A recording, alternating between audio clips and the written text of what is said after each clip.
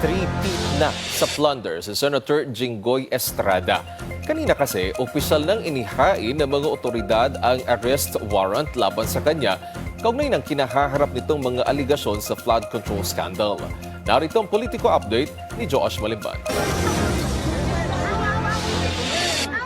Voluntaryong sumuko si Senador Jinggoy Estrada sa PNP CIDG matapos maglabas ng Sandigan 5th Division ng warrant of arrest laban sa kanya para sa kasong plunder kaugnay ng flood control scandal.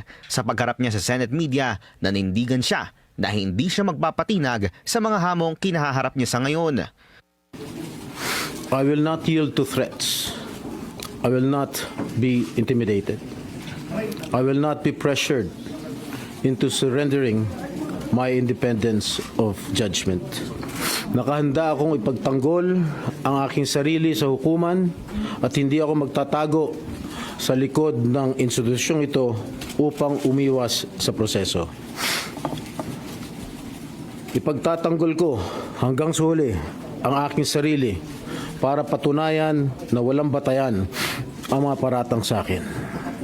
Inutusan ni Estrada ang Senate Secretary na i-hold ang sweldo niya, na anyay personal niya raw na pa siya para ipakita sa publiko na wala siyang intensyong makinabang sa pondo ng bayan habang nililinis ang kanyang pangalan. Hindi rin daw siya sasailalim sa Senate custody para gamitin ang institusyon bilang panangga laban sa mga paratang sa kanya.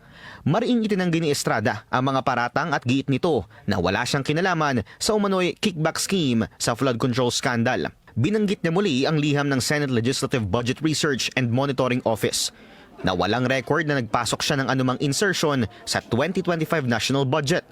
Question din ni Estrada kung paano siya nasampahan ng kasong plunder, gayong hindi rin daw siya itinuturong utak o pangunahing tao na nasa likod ng umano'y operasyon. Inakusa rin ng senador na ilang beses daw siyang nilapitan para talikuran ng independent majority bloc kapalit ng pagbasura sa kanyang kaso, pero tinanggihan niya ito. Hindi niya pinangalanan kung sino-sino mga nasa likod nito, pero ilalantad daw ang mga detalye sa mga susunod na kabanata. Aniya, mas pinili niya raw na manindigan sa kanyang mga prinsipyo at mga kasamahan sa independent majority. I stand my ground because what is at stake here goes far beyond my personal circumstances. What is at stake here is the independence of the Senate. This institution must never become vulnerable to external pressure.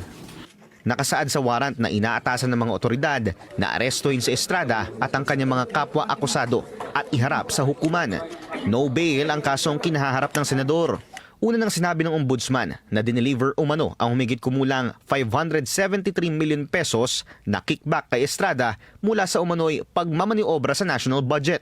Sa kabila nito, nanindigan si Estrada na haharapin niya ang mga paratang sa tamang proseso ng batas at ipagtatanggol ang kanyang pangalan sa hukuman. Kasama ni Estrada sa pagdating ang ilan sa kanyang mga kapwa-senador sa majority bloc, kabilang sina Senator Amy Marcos, Senador Camille Villar, Senator Rodante Marcoleta at Senate President Alan Peter Cayetano. Dumating din si DILG Secretary John Vic Remulla na nauna nang nagsabi na dalawa lang ang options para kay Estrada: ang voluntaryong sumuko o tuluyang arestuhin ng mga otoridad. Mula Senado, inihatid din ng Secretary Remulla at SP Cayetano si Senator Jinggoy sa CIDG. Dito inanunsyo ng kalihim ang lahat ng mga pinaaresto kaugnay ng kasong plunder. Kasama rito pati si former DPWH Secretary Manuel Bonoan. Ayon kay Remulla, hindi sumuko kundi inaresto si Estrada. Senator Jinggoy cooperated fully together with the other accused. They were found to be in good health and are now on their way to face the courts. Agad na dinala sa Estrada sa Sandigan Bayan matapos dumaan sa booking procedure sa CIDG para tanggapin ang commitment order at para sa return of warrant nito. Para sa Politico Nightly, Josh Malimban, Billionaire News Channel.